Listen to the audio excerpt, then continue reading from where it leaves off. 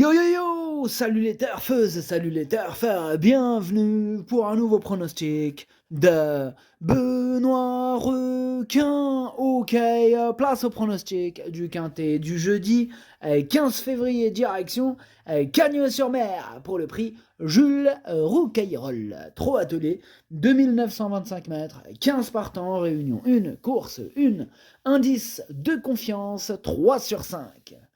Petit retour sur le quintet du mercredi 14 février. Dans mon pronostic, je vous ai donné le tiercé dans l'ordre qui a fait 274 euros. Il a fait plaisir. Ce qui nous a fait plaisir aussi, c'est le quintet dans le désordre qui a fait quand même 230 euros. Ça fait plaisir. Lui aussi, il a fait plaisir, pardon. Eh bien, félicitations aux heureux gagnants. Ok, c'est parti. On commence le pronostic et on commence avec le numéro 1. Éolien de Chenu et on écoute l'entraîneur Yannick Alain Briand. Éolien de Chenu n'a pas été revu depuis le prix de la Côte d'Azur il y a un mois, mais il a travaillé régulièrement. Il a juste été éliminé dans une épreuve. Bon, sinon, il est bien physiquement. Bon, il a 10 ans, il n'est pas cuit, mais il affronte une catégorie un peu dure avec plusieurs G qui lui sont supérieurs. Il lui faut prendre un départ correct. Si tel est le cas, il visera une petite allocation. Bon, moi ce numéro 1, je ne l'ai pas retenu. On va faire bref avec cette candidature. On passe au numéro 2, Félucernaise, et on écoute Stéphane Cinglan. Félucernaise est parti lentement à Vincennes. Lors de sa dernière sortie, les carottes étaient cuites dans le premier tournant. Elle n'a pas été marquée par cette course, au contraire, elle est très gaie au paddock. Jugée sur ses performances antérieures à Cagnes, elle dispose d'une chance régulière. Elle n'a pas assez de pieds devant cette fois et sera plaquée. Pareil pour ce numéro 2, lui non plus je l'ai pas retenu. Par contre, attention tout de même, c'est quand même lui le chef et le capitaine de ma petite liste des possibles casseurs de tickets repérés. Attention. On passe au numéro 3, Epson Darian, et on écoute David Alexandre. Epson Darian n'avait pas un bon programme cet hiver et a souvent été éliminé à cause des prioritaires. Jeudi, il fait face à un bel engagement et sa dernière course est encourageante. Il était pieds nus, mais je trouve qu'il est aussi bien en étant plaqué devant. Sa forme est sûre et il est capable de prendre le train à son compte. Il a sa place dans le quintet. Là, cette fois-ci, je suis d'accord avec David. Je trouve qu'il a sa place dans le quintet, cet Epsom Darian. Ce numéro 3, je l'ai gardé, mais plutôt mais en toute fin de combinaison même. Et oui, tout à la fin, je l'ai mis. On enchaîne avec le numéro 4, Flash de Véli, et on écoute Stéphane Cinglan. Flash de Véli courait de façon trop rapprochée dans le prix de la Côte d'Azur. Il a réalisé une performance correcte. Depuis, il a repris de la fraîcheur. Il avait bien fait en début de meeting. Il lui faut un déroulement de course favorable. S'il se frotte à quelques bons éléments, il me satisferait s'il prenait une 4-5e place.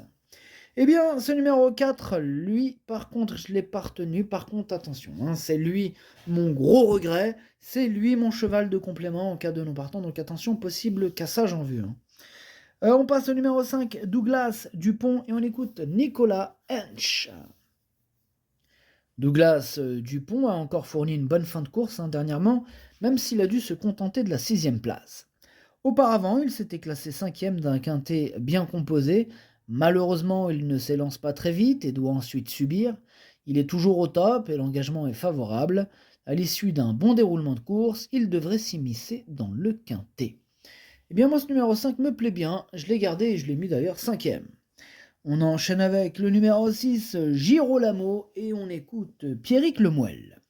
Girolamo n'avait pas convaincu en fin de saison dernière. Il n'était pas au mieux et a été soigné. Il paraît mieux, mais il va avoir besoin de courir. Jeudi, il affronte des chevaux au top. Il a surtout besoin de nous rassurer et je pense qu'il peut être écarté. Si Patrick Lemuel lui-même pense qu'il peut être écarté, ne soyons pas plus royalistes que le roi. Bref, ce numéro 6, je l'écarte. On enchaîne avec le numéro 7, Greco Bello, et on écoute Antoine Viels. Greco Bello n'a pas du tout démérité dans le Grand Prix de Vincennes en janvier. Il s'est retrouvé sur une troisième ligne, et il a bien lutté jusqu'au bout. Il a fait les allers-retours à Cagnes. Il est toujours aussi bien physiquement. Bon, à ce niveau, c'est surtout une question de déroulement de course, hein. L'engagement est intéressant, sans les jeunes. Il peut aussi bien s'imposer, hein, que terminer cinquième. Bon, d'après son scénario, en tout cas, il sort pas du quintet, ça c'est bien. Bref, ce numéro 7, il fait partie de mes préférés. Je l'ai mis très haut, je l'ai mis deuxième. On passe au numéro 8, Félix Dubourg, et on écoute Bruno Marie. Félix Dubourg découvre des conditions de course favorables, hein. Même s'il peut manquer d'une course, il me paraît en bonne condition et la longue ligne droite va l'avantager. Il va bénéficier de bonnes courses ensuite, mais peut dès jeudi accrocher une petite place. Ouais, d'ailleurs, c'est ce que je lui ai mis, hein, dans mon prono, une petite place. Je l'ai gardé en bout de combinaison. Enfin, plutôt en bout de combinaison. On passe au numéro 9, Guevara Dupont, et on écoute Yannick Henry. Guevara Dupont, bah, il a été devancé qu'à la fin, hein, dernièrement, et je trouve qu'il a manqué de tranchant. À sa décharge, hein, nous avions mis 8h30, hein, pour aller à Cagnes, hein, suite aux manifestations des agriculteurs. Et il avait peut-être bah, le long voyage dans les jambes, en fait, tout simplement. Bon, alors là, il a bien récupéré, hein, et l'engagement, il est idéal. Nous allons le réveiller un peu, ouais, parce que là, il dort, hein. Donc on va lui dire, eh oh, on se lève. Tiens, d'ailleurs, le réveil va bientôt sonner, hein. Bon, donc blague à part, je refais la phrase. Nous allons le réveiller un peu plus avant la course, voilà.